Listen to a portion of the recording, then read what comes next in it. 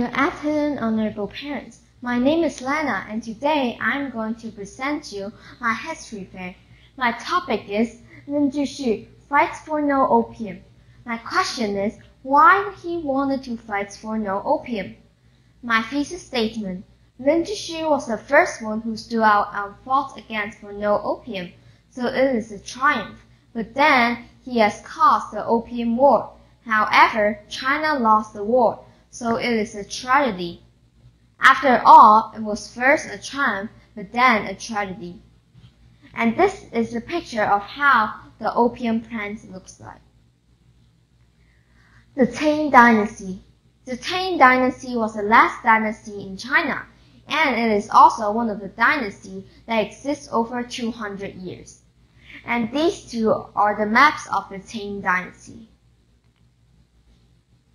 Britain had trade defense with China. Britain need many things from China, such as their tea and their silk, but China need nothing from Britain. That makes Britain lose lots of money, and it also caused an unfavorable trade balance between Britain and China.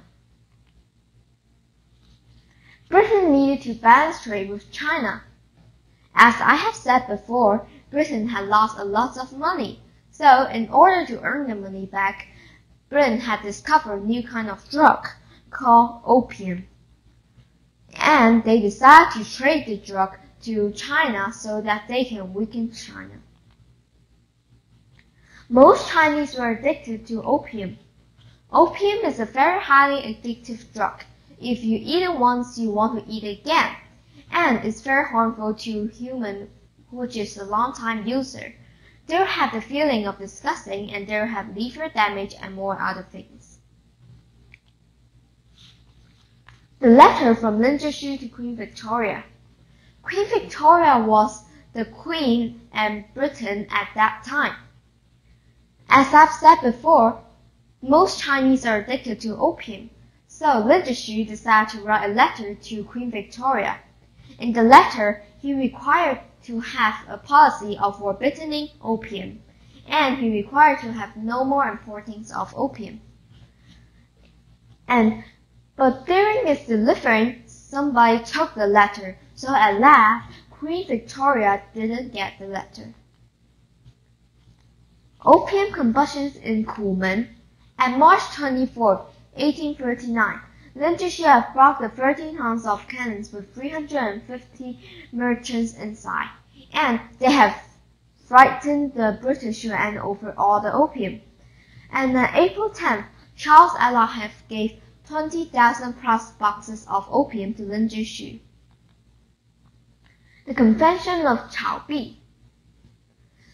Britain and China have signed a treaty about the opium, but in the treaty, Britain required to have a lot of things from China, but of course, China think that they want too much, so China decided to act that they don't recognize the treaty. But because Britain really wants the things from China, so they act that they don't recognize the treaty and decide to write a new one. And this is a picture of how the Convention of Chaobi looks like. The first Opium War was during September 4, 1849 to August 29, 1842.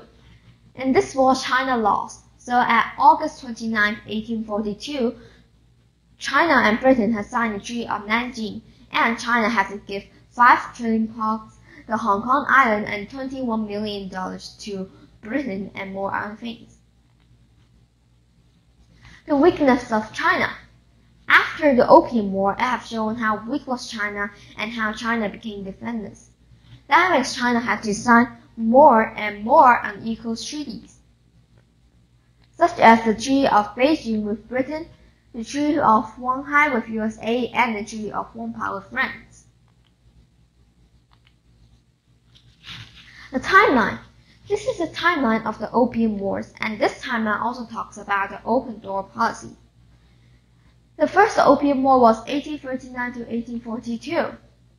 The Treaty of Nanjing was 1842.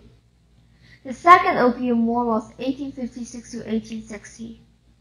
The Taiping Rebellion was 1850 to 1864.